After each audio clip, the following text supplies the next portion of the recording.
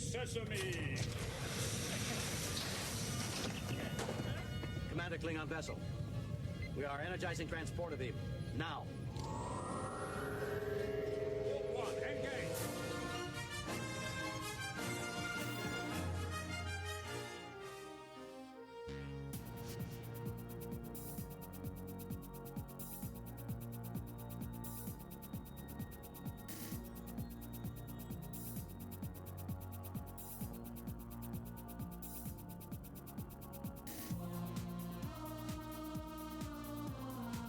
All right, hello, welcome everyone to Star Trek from the Holodeck. I am Michael, your host, and today David is here to help me work through the latest episode of Star Trek Discovery. Like a good ship's therapist. Yeah, you're my Culber. Or maybe this season you're more like my Tilly. No? You know what, Tilly this year is doing a better job than Culber. I think she should be the captain. I think it's funny that, she decides not to be a captain. Yes.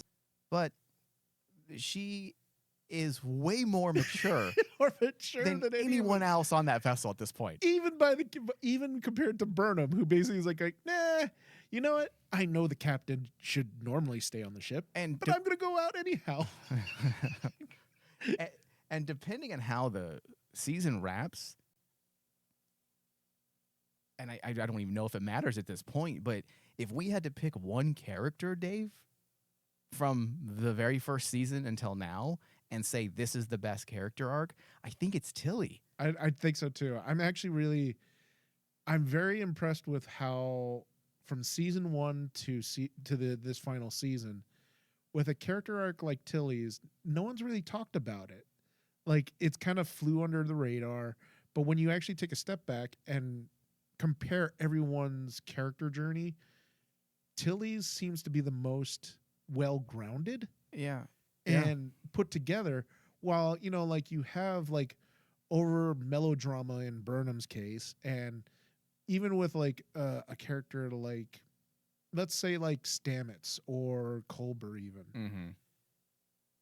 There's melodrama spiced into it just to energize it more than it needs to be. It like ramps it up to 11 instead of 10. While Tilly, they're like going, if you were to actually take Tilly's story, this is what you would expect out of like an old Star Trek I agree. series. Yeah. Because that's always been some of our, I know, at least for you and I, some of the best things about the Star Trek shows aren't always about the captain or the first officer. Sometimes it's those side characters that end up having amazing stories. Look at Barclay in TNG and in Voyager. Oh, yeah. That you can point, but my mind just went blank. Garrick and Gul Dukat in Deep Space Nine. Rom, who was never supposed to be. Bashir. Well, he's one of the more major guys, but I'm talking like the side characters. Because I guess Tilly isn't really a side character, but she's also one of those characters that you didn't really expect to have such a definitive storyline. Yeah. You can really trace it. It's a lot more clear. It's more clear than Burnham's in a lot of ways. There's times where we lose sight of what's really making Burnham tick. What is her motivation? Yeah. Whereas with Tilly, we understand fully. It's not abstract. It doesn't get muddled. It's pretty clear. It goes from A to B to C. Yeah, and the thing that I especially when you look at it this episode, Burnham's characteristics like go from one side of the spectrum to the complete opposite side of the spectrum season to season. Like, she's like in season 1, she's rebellious. She's, suddenly a quick to act type of character, action first before command. And then, the following seasons, it's like, okay, now she's going to be more philosophical. Next season, she's going to be, more into her emotional side, and she's going to let her emotional side go. And so she ramps back to the other side. Well, and it like bounces up and down for Burnham when you actually look at season 1 through 5. Yeah. But with Tilly, it's actually a very gradual and well put together character mythos that has like it goes up, has a little peak, then a little dip a little bit, then it goes back up and continues the momentum. Burnham's is almost like the stock market. Just goes Yes. it's erratic. It's erratic. No, I'm joking. I don't dislike Burnham's story. Her story is pretty good too, especially with what they're doing this season. It does feel like it feels like a bookend, because this is the end. And again, going back to what I have been that idea, or I should say that interview, I can't speak today, Dave.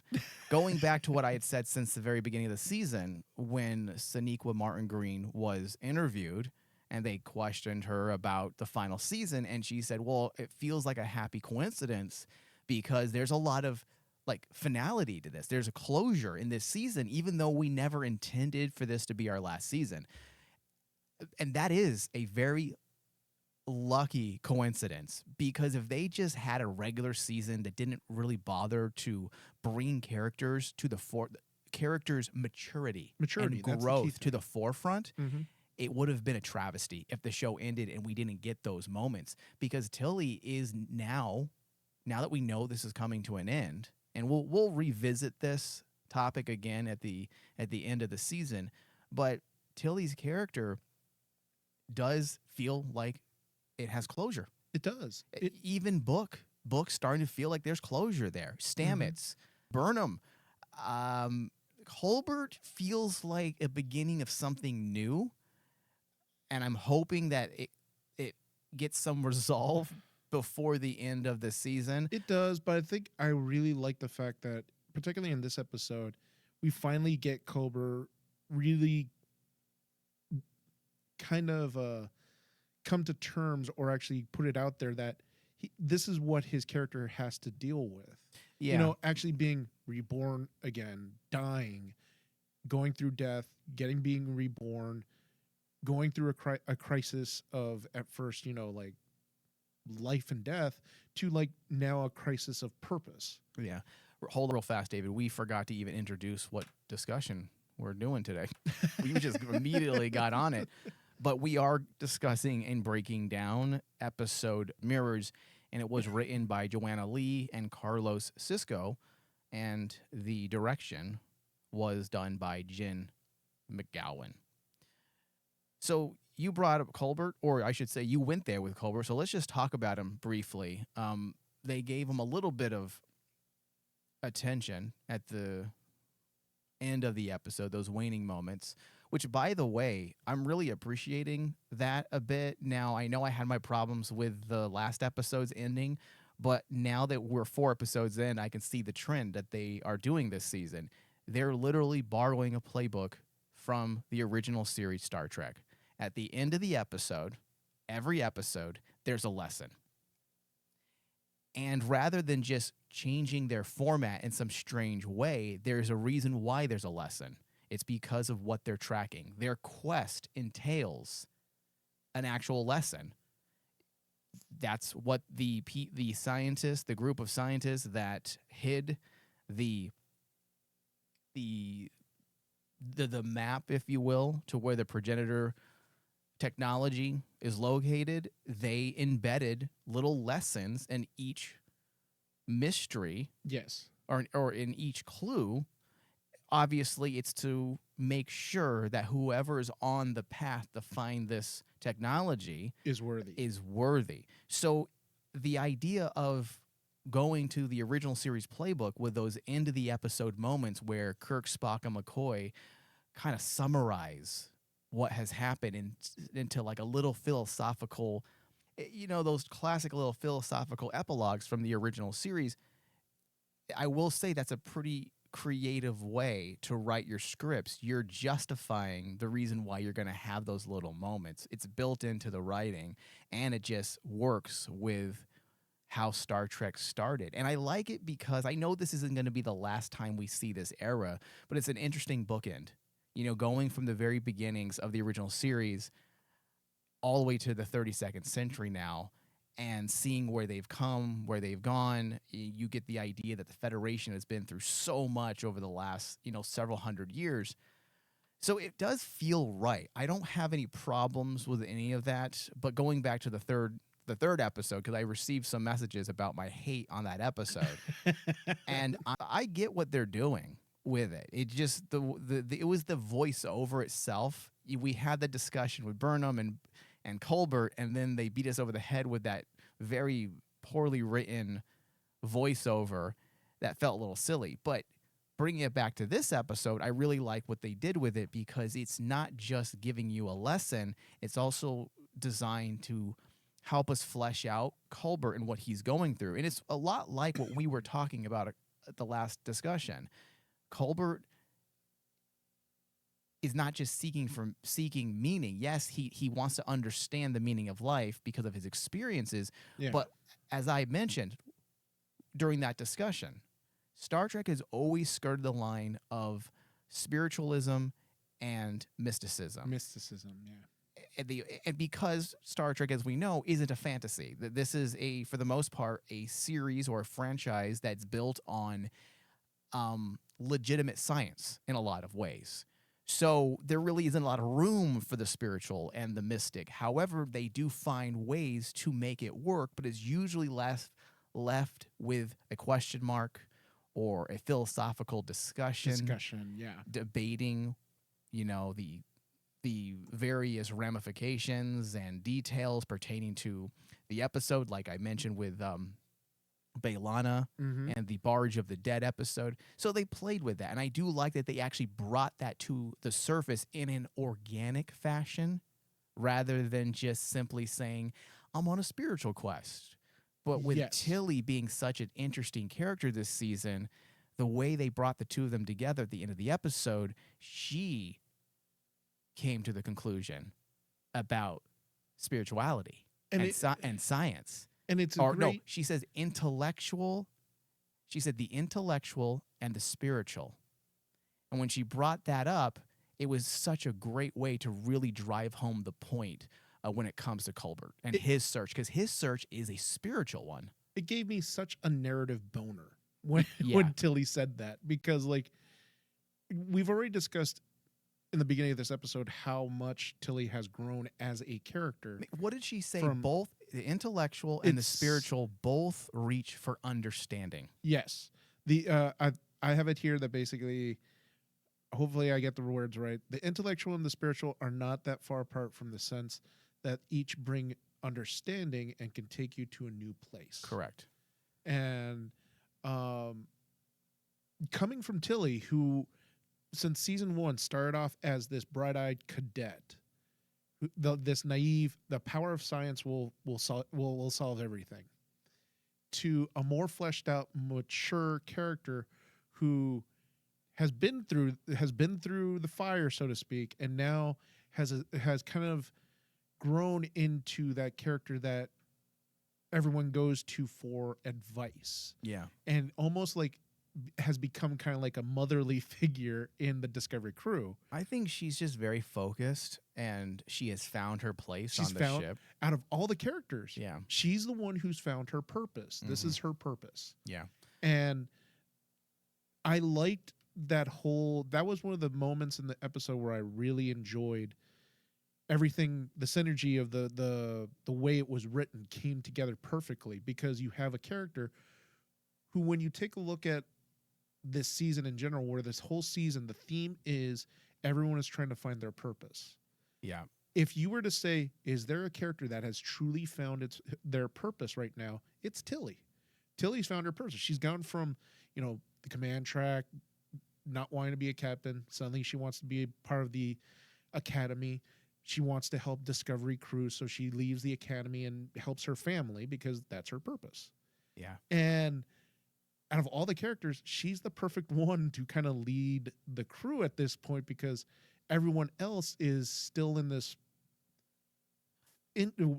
still in this flux of what is my purpose in this timeline of the galaxy right now. Well, she's taken. You're right. Look what she's done for Stamets over the last couple of seasons, helping him adjust to things, dealing with his personality issues that he definitely has. She's helping Raynor. Of course, she's always there for Burnham. Yeah. I mean, she's such a great character, and the way they have written her this season is just, it makes her that much better. And again, going back to the ending moments, if we had any questions about one of the philosophical frameworks that they're working through this season, if you remember in our very first discussion for episode 1, I said that they're dealing with obviously existentialism, but I also said epistemology.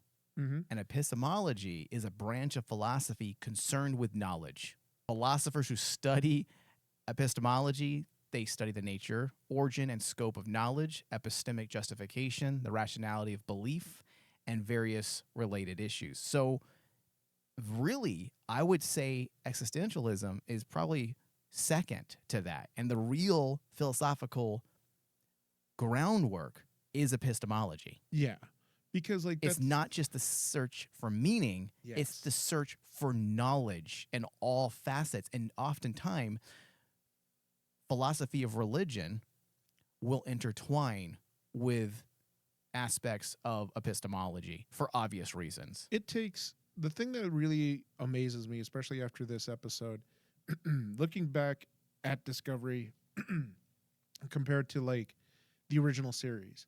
Roddenberry's original theme with Star Trek was to search out answers for humanity, right? Right. To kind of actually ask those philosophical questions in a more rudimentary way. Correct. Discovery, the thing that really impresses me is when Discovery has taken that idea of the idea of Roddenberry's to actually question what being human truly is about, and not just scratching the surface, diving into it. That's what Discovery's doing. That's Yeah. what they do. Yeah. And like, especially with They were also, the original series as well as TNG, they did a lot of interesting stuff philosophically, but they scratch the surface. Yes, with these deeper issues in philosophy, yes. What they really focus on a lot in those earlier shows was ethics. Yes. That's the thing. There's a different, and a lot of people have to understand that we're not, philosophically, we're not shitting on No, it's just different. on TNG. TNG did their thing about it was ethics. Was it ethically right Yeah. to do things? Discovery just it goes even deeper and says, what is it that makes this? They're asking questions. They're asking questions. That's going to be really, and I we could probably say this now, but I want to save the majority of this particular discussion for the end of the season.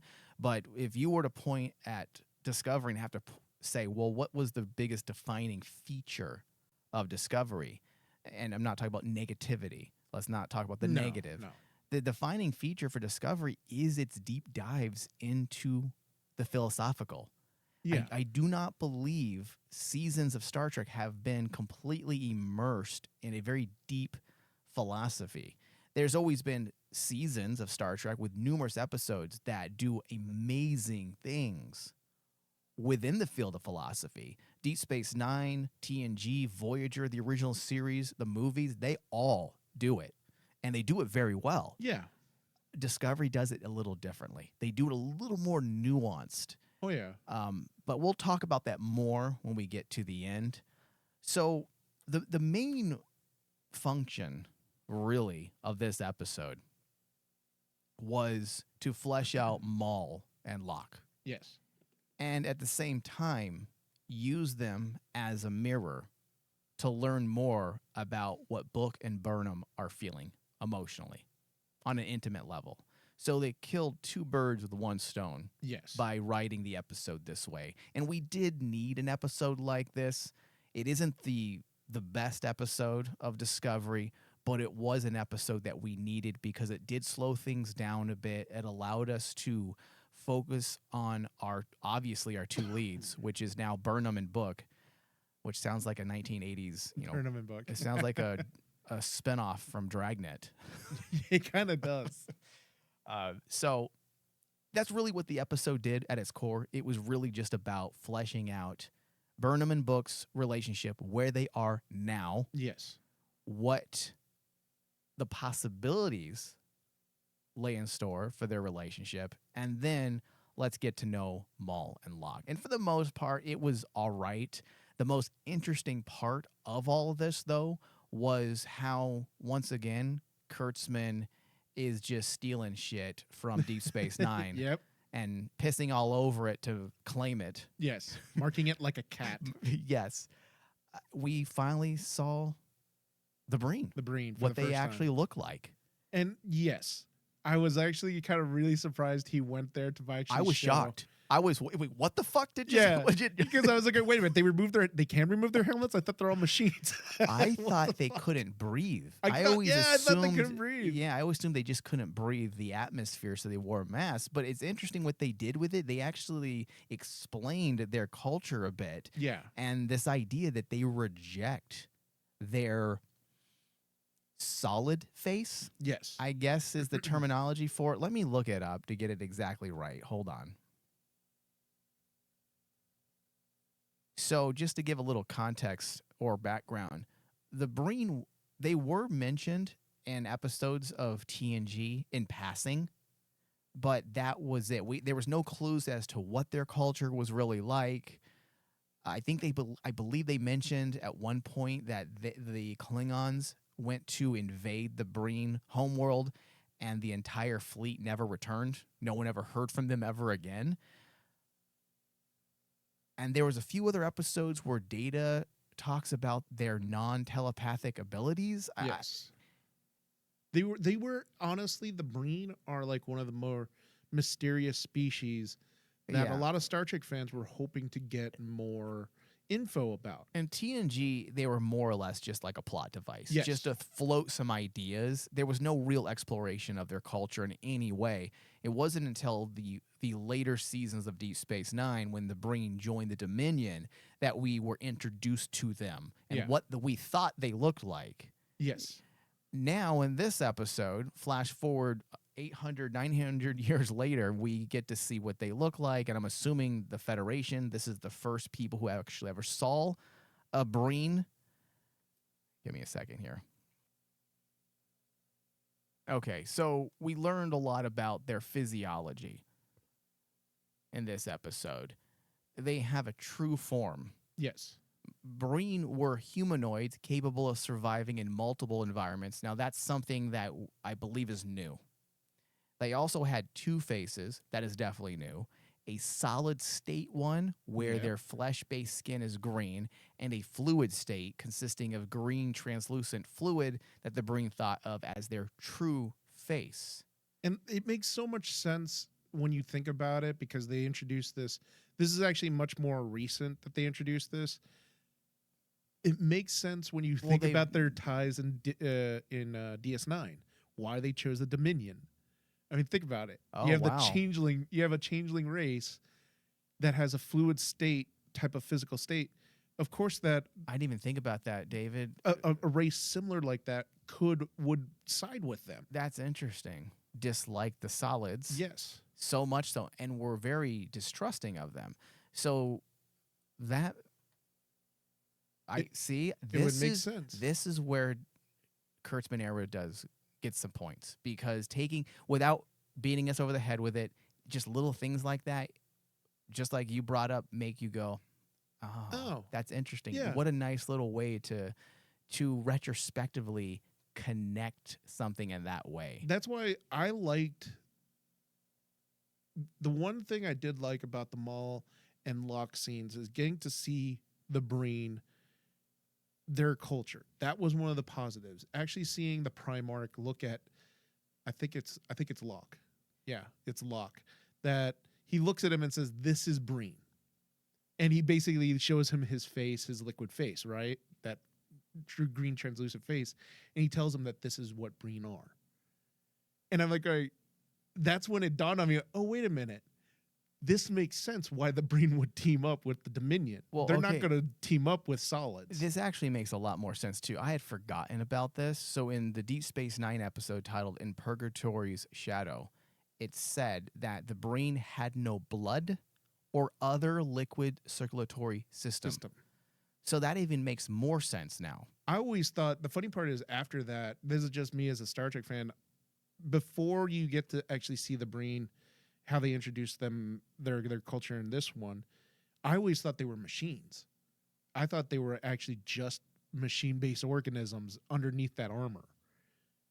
But doing this, I like this better than my original idea that they were like an AI or they were like a machine-based organism, because it ties so well with not just what Discovery's doing, but also what other Star Trek series do. So it kind of keeps that continuity. It's consistent. Yeah, consistent. It makes sense, and like that's what writers should do when you're working on a franchise that's this,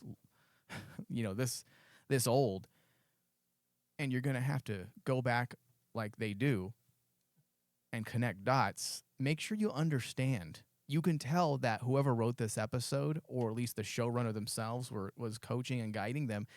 They understood how they were portrayed in Deep Space Nine, so they then took the assumptions, logical conclusions were drawn, and said, okay, well, if they, were connected to the Dominion in this way, and it was explained that they had no circulatory system or liquid blood, all right, well, this makes sense then if we were to design these species in the way that they did. It shows that they actually cared and they understood the, I guess you could say, the underlining nuance, I guess assumption or presumption, I guess you can say. Mm-hmm. So anyways, it worked. The only problem that I had with this whole Maul and Locke thing. Let's see if it's the same as mine.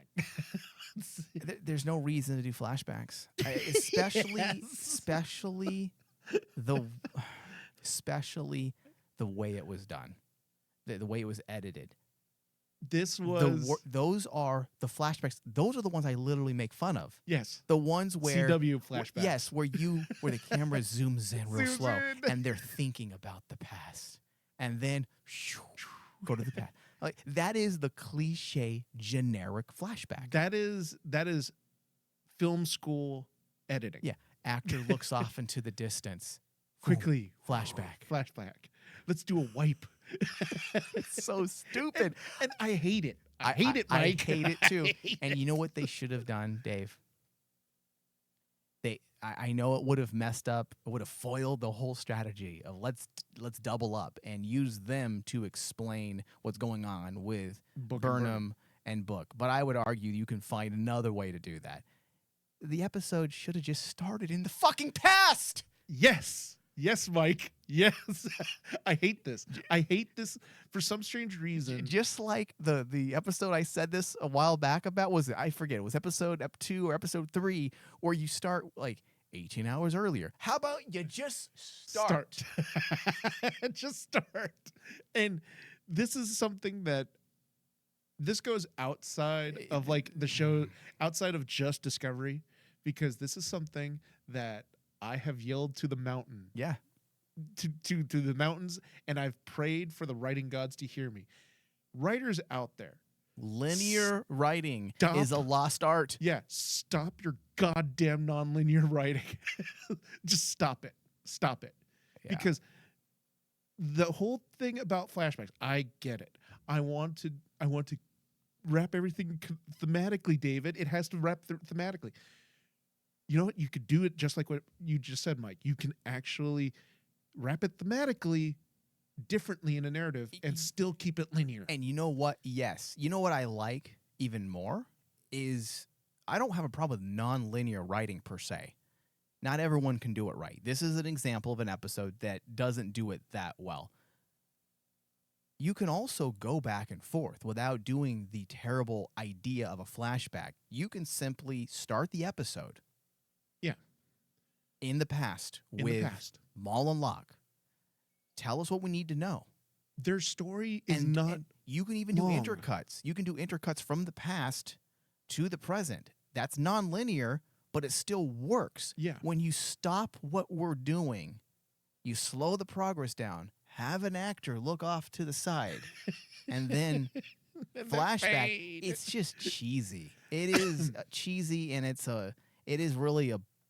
is a bane. And I hate it on television writing. I hate it more, particularly in this episode, Mike, because they just didn't do it just once. No. They did it 4 times. Yeah. 4 times in an episode where I was like They going, should have just took us there. they just took us there. Took us there. If you're going to do the flashback, just Give us go the with flashback. it. Just with go it. with it and finish it. Quit taking us back and forth. Stop diddling my writing balls. Yeah. Okay. That, and I've actually said this to, younger writers and students who have showed me their writing stuff and showed me and they use flashbacks. And I'm like going, why do I have 8 flashbacks in your short film? And why are you going back and forth? Well, I want to do nonlinear storytelling. That's the latest thing. And I want to smack them because you're stopping your momentum of your entire narrative to do what? 3 seconds of a flashback or 3 minutes of a flashback? Yeah. And this is in this one, Mike, it is just grossly negligent with that type of writing where it's like, okay, we're going to do it when they don't just do it with, like what you said, where the actor looks off into the distance and then they fade out. They have to use like little cliche things like, oh, look, Burnham and Book go into the wormhole and there's a bright flash. Yeah. And suddenly we're in the past. Why are we in the past?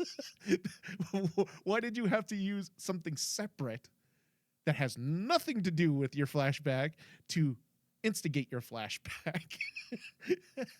And that right there is like CW writing. That's what irritates the crap out of me. If you're going to give me an explanation of a character, just give me the whole thing. Give me the whole thing right in, just like you said, Mike, right in the front. That way your story isn't linear and your audience will appreciate it more because you know what? You want to throw the parallel, this mirror of Book and Burnham and Locke and Maul. Have the first half of the episode be focused on Locke and Maul and their story, and then the second half of your episode is Book and Burnham. Yeah. It would have. You know what, David? Can you rewrite this, David? Because that's actually a good. I would be okay with that. That's actually a decent way to still give them the mirror aspect. The mirror aspect. Yes, you're right. 100%. I agree. So we also got a little bit on the Chancellor of the Terran Empire. When Burnham and Book go through this little interdimensional portal, they find that at some point in time, the ISS Enterprise had also gone in there, seemingly to escape from the Terran Empire. Yes. I'm assuming.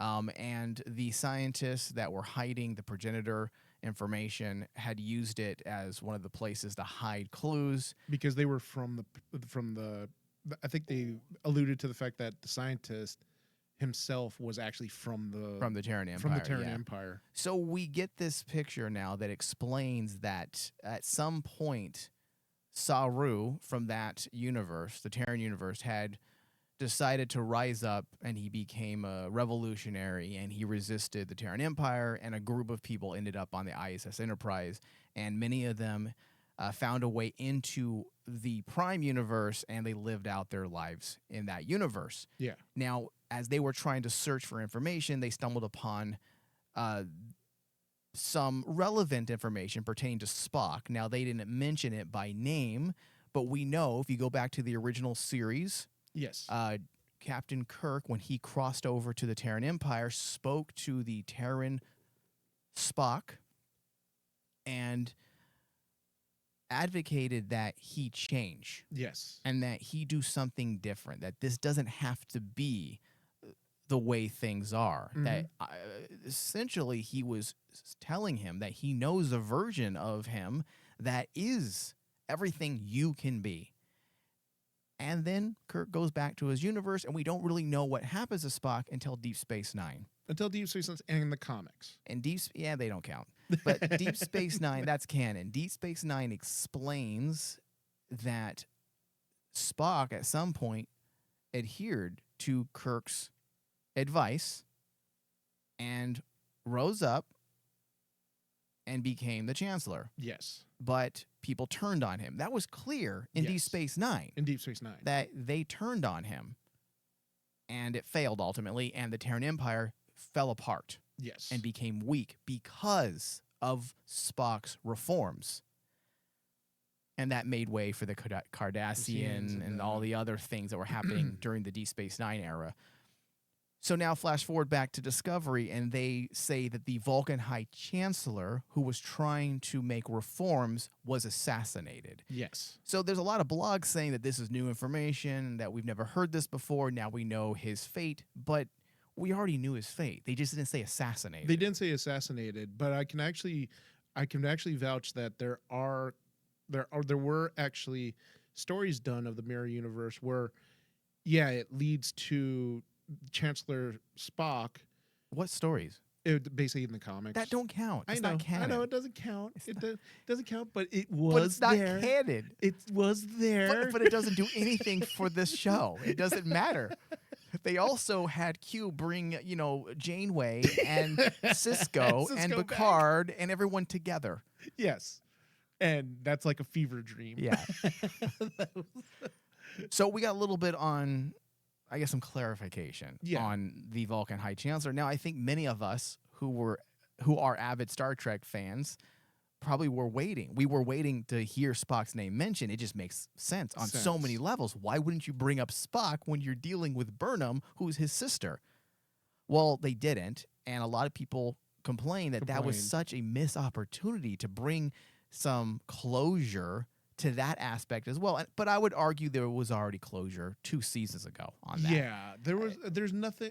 That's opening. There's no such thing as closure there because that's just reopening an old wound. Yeah. Now the writers did respond to some of these questions from fans. The co-writer of the episode mentioned that they had considered bringing Ethan Peck in to play some version That would have been interesting of this ISS, or I should say Terran Spock, but there were availability issues.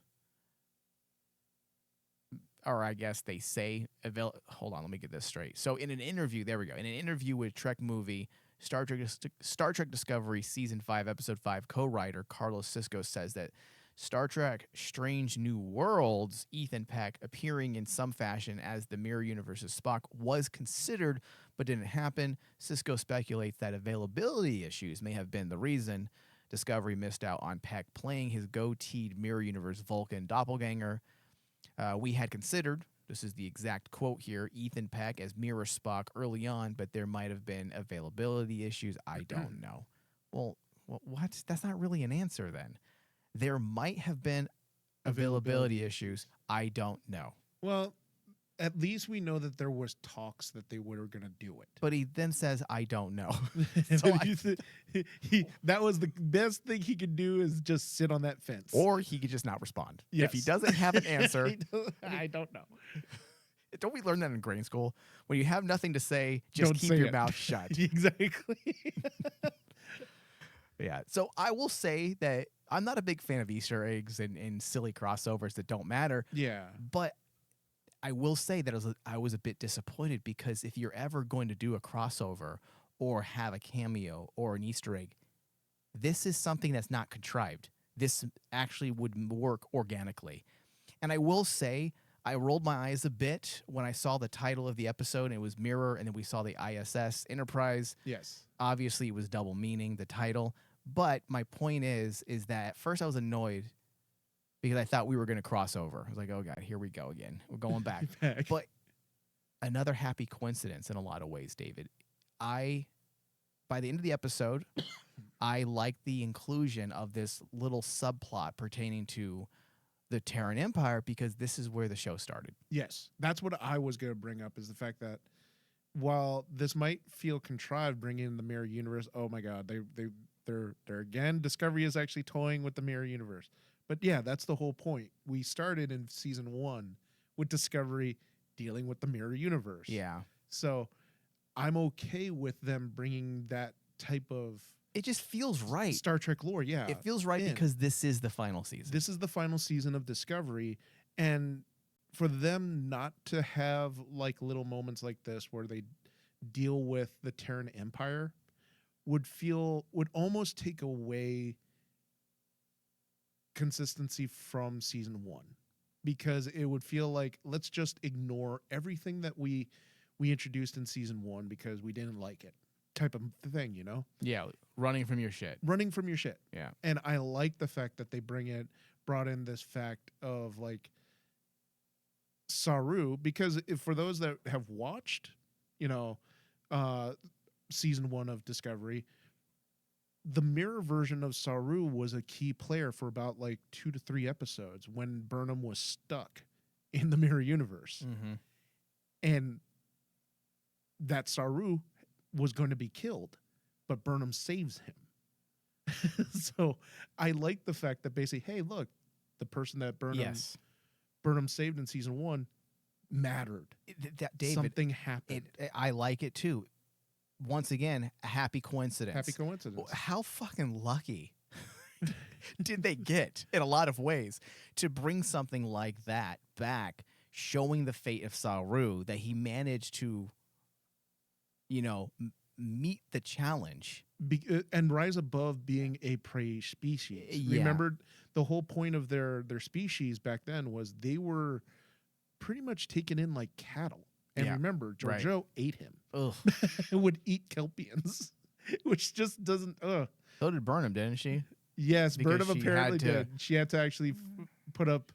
She was in deep cover. Yeah, deep cover. Yeah, that's the excuse we'll go with. Secretly, she really liked it. She tastes like chicken.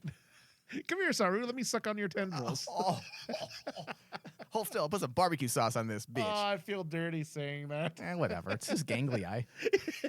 He probably would enjoy You it. can still live without your gangly eye. Look, his fell off eventually.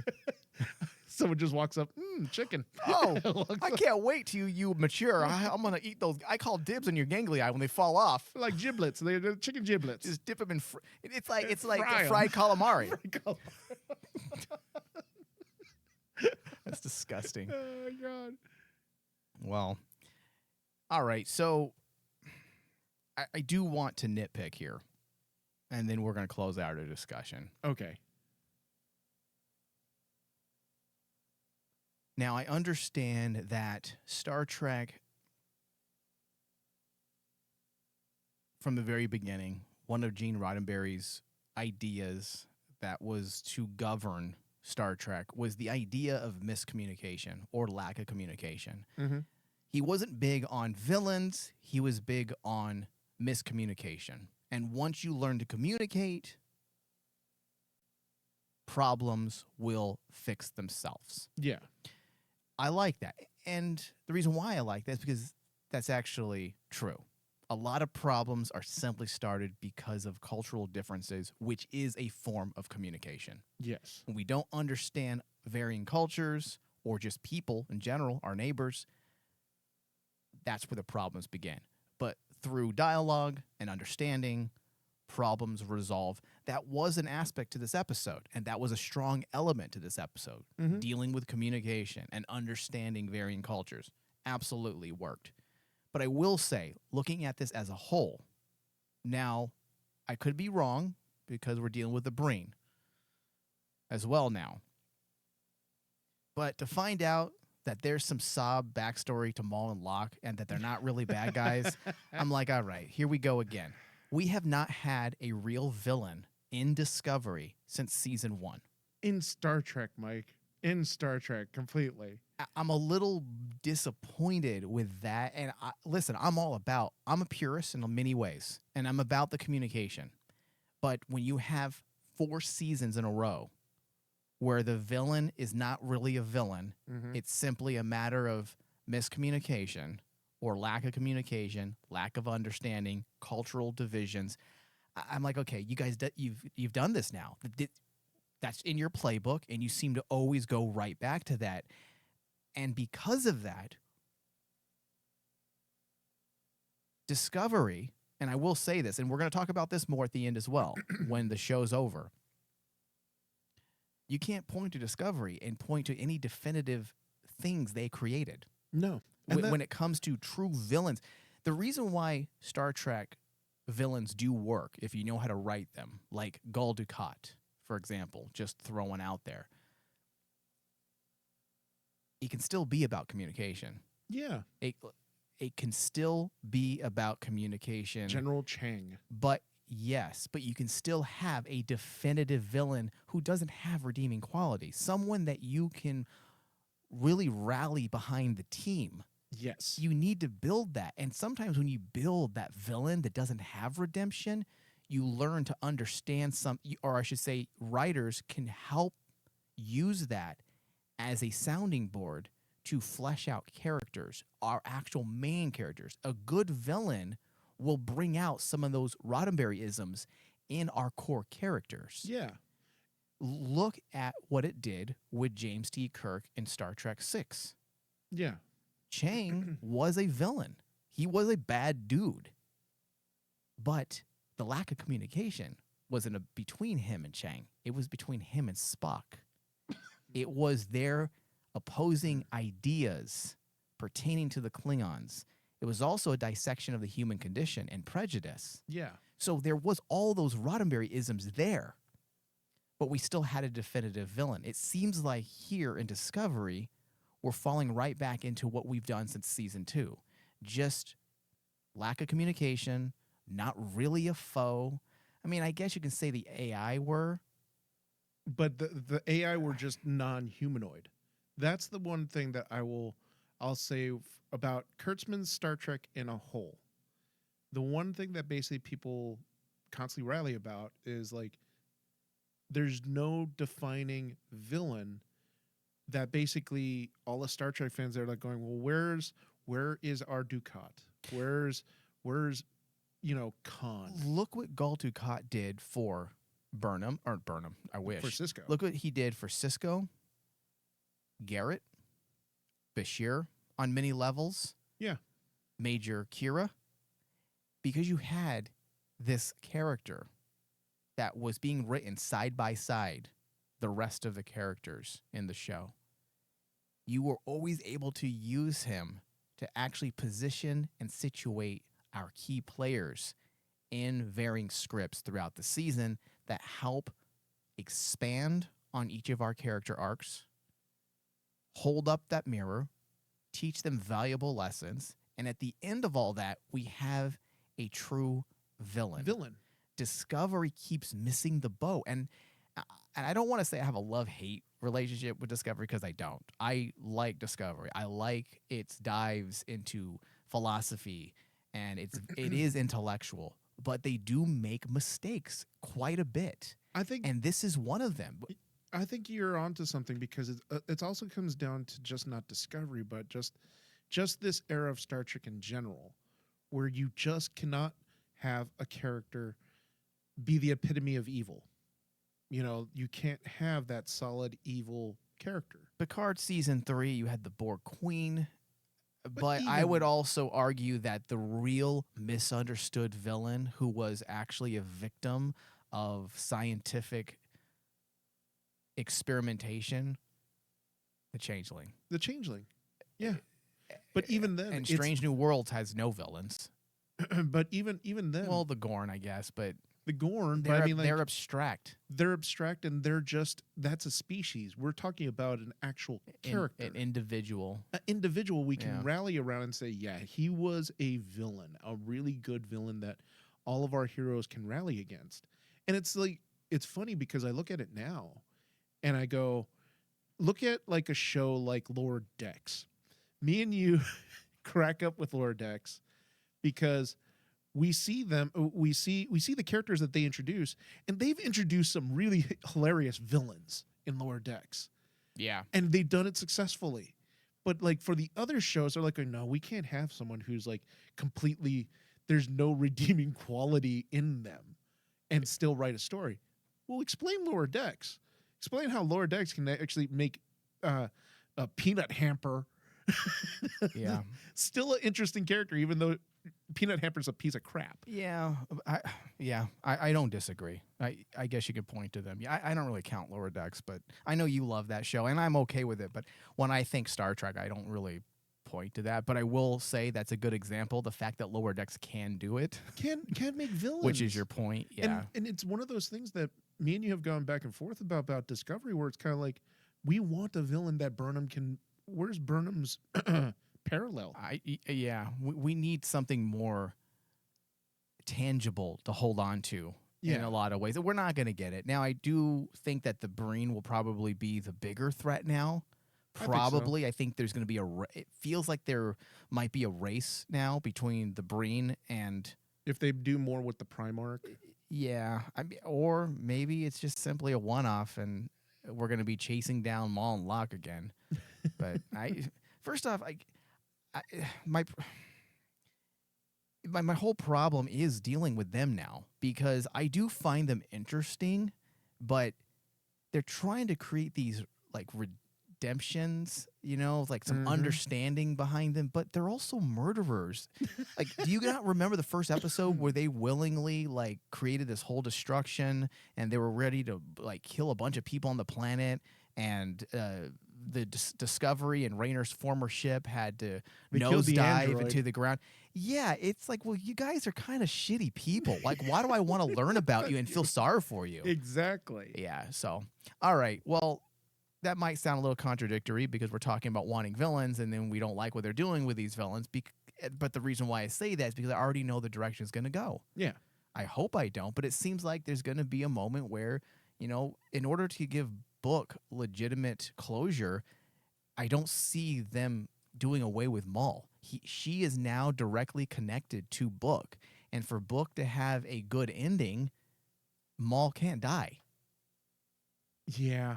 If Unfortunately, she does, then I'm kind of going to scratch my head. I'm like, well, what's the whole point of creating this connection yeah. between Book and Maul? Unless you try to do like an okey doke with your theme narratives with Book, and give us something really philosophical to think about. Yeah, well, we'll see. We're getting there really soon. Mm-hmm. All right, this takes us to the end. David, give me your RMD score and final thoughts in 30 seconds. My final thoughts. My RMD score. David, what are you doing over there? sorry. Come on.